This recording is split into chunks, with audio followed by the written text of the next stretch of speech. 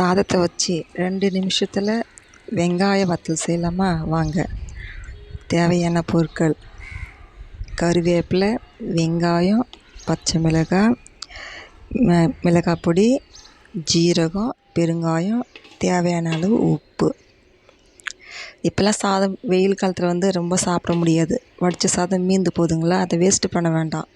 இது மாதிரி எல்லாத்தையும் போட்டு 2 நிமிஷத்தில் மிக்ஸ் பண்ணி கிள்ளி வச்சோம்னா வெங்காய கிள்ளு வத்தல் ரெடி. இங்கே பாருங்கள், ஒரே நாளில் நல்லா காஞ்சிருச்சு வத்தல். தண்ணி கூட தெளிக்க வேண்டாம், அப்படியே எடுத்துடலாம். எண்ணெயில் பொரிச்சு எடுக்கலாமா?